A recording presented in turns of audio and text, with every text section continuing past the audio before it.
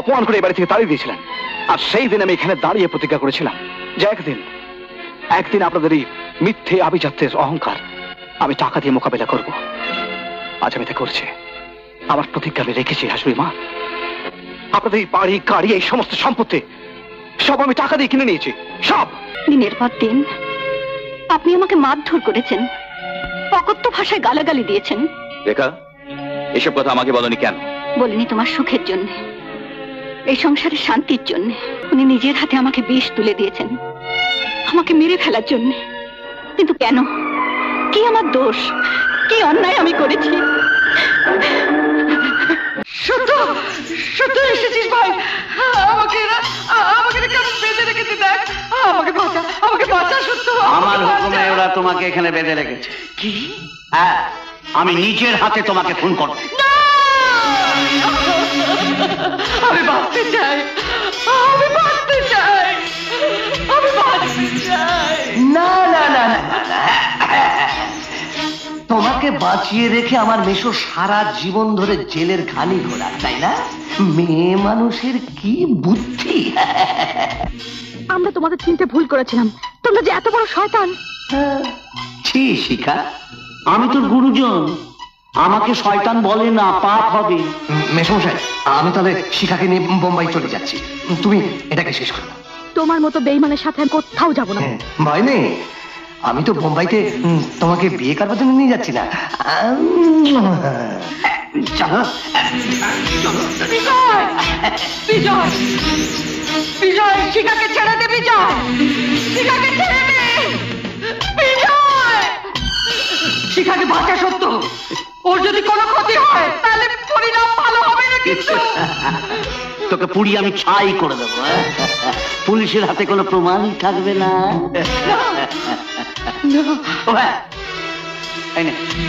এই বিষটা তুই খেয়ে, এই বিষ তুই তোর বৌমাকে খাইয়েছিস, এবার নিজে তুই এই বিষ খেয়ে মর। সত্য, তুই আমাকে মেরে ফেল। সত্য, আমাকে মেরে ফেল, কিন্তু তুই শিখাকে ফিরিয়ে আন। সত্য, তুই শিখাকে ফিরিয়ে আন। সত্য, ফিরিয়ে আন। ছেড়ে দিন, ছেড়ে দিন। অজয়, অজয়, অজয়, অজয়।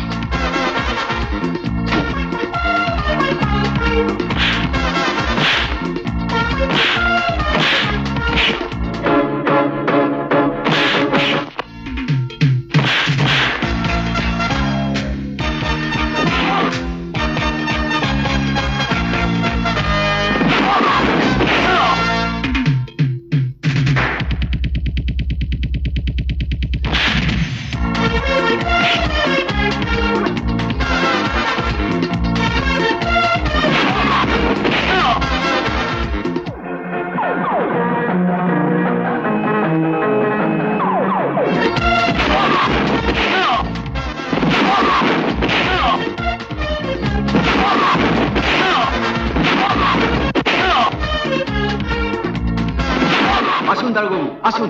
এরা সব ক্রিমিনাল। দিদি, তুই আমাকে বাঁচা। দিদি, তুই আমাকে বাঁচা।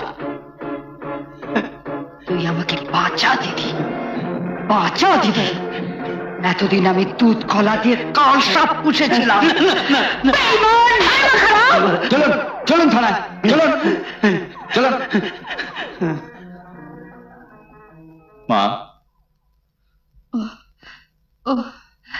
অনল, অনল, বাড়ি চলো মা, বাড়ি। হ্যাঁ বাবা, হ্যাঁ চল।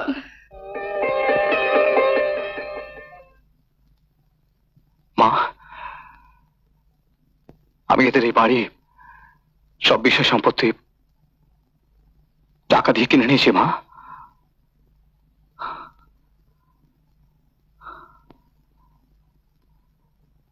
দেখুন তো চিনতে পারেন কিনা? ইনি আমার মা, যাকে আপনি একদিন অপমান করে বাড়ি থেকে তাড়িয়ে দিয়েছিলেন। আমার দিদি, যে সামান্য গরিবের মেয়ে বলে এবারের পুত্রবধূ বলে মেনে নিতে আপনাদের মর্যাদায় পেতেছিল। আর আমিও গরিবের ছেলে বলে আপনারা আমাকে কোনোদিন জামাইয়ের মর্যাদা দেননি, অপমান করে এই বাড়ি থেকে তাড়িয়ে দিয়েছিলেন।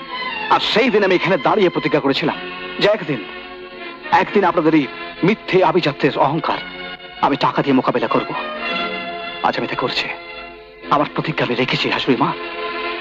আপনাদের এই বাড়ি গাড়ি এই সমস্ত সম্পত্তি সব আমি টাকা দিয়ে কিনে নিয়েছি, সব। এই টেবিল চেয়ার এই বাড়ির প্রতিটি ইট সব আমার। এই দেখুন, এই দলিল এখন সই আছে, দেখুন।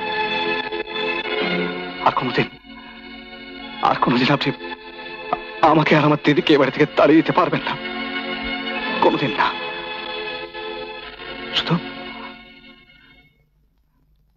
আমার একটাই দুঃখ, আমার মা আজ বেঁচে নেই। মা নেই। মা, এসব কি শুনছি মা? তোর মামা আর বিজয় মিলে আমাকে দিয়ে সব কাজ করিয়েছে বাবা। আমি এই বাড়ি ছেড়ে চলে যাচ্ছি। না, আপনার সঙ্গে আমার বোঝাপড়া এখনো শেষ হয়নি। আমি গরিবের মেয়ে বলে আপনি আমাকে মানুষ বলে গণ্য করেননি।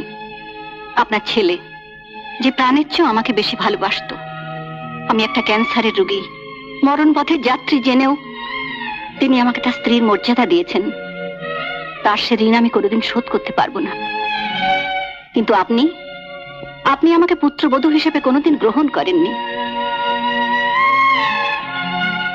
একটা মুমূর্ষু রোগী জেনেও এক ফোঁটা ওষুধ খেতে দেননি। মুখের অন্ন কেড়ে নিয়েছেন, আমাকে দিয়ে অমানসিক পরিশ্রম করিয়েছেন। তাতেও আপনার স্বাদ মেটেনি।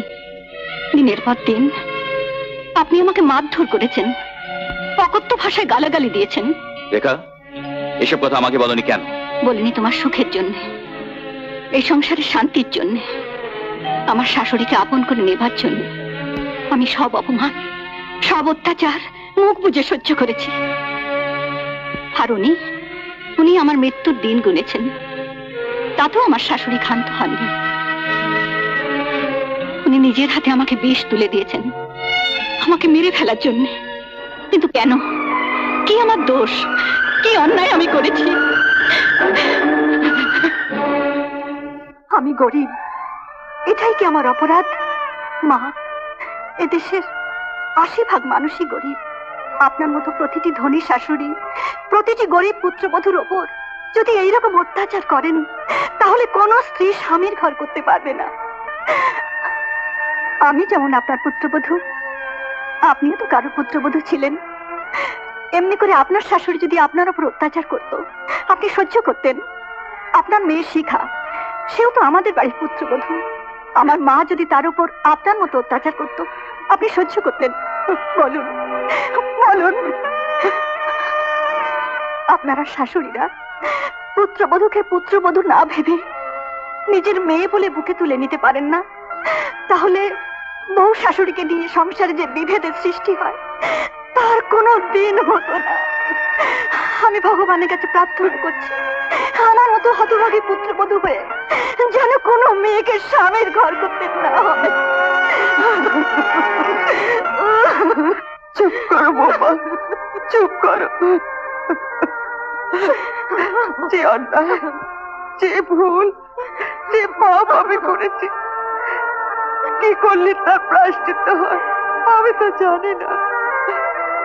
তুমি আমাকে শাস্তি দাও বাবা, আমাকে শাস্তি দাও। চুপ করো মা, চুপ করো। রেখা, তুমি আমার স্ত্রী, ক্ষমা চেয়ে তোমাকে ছোট করব না।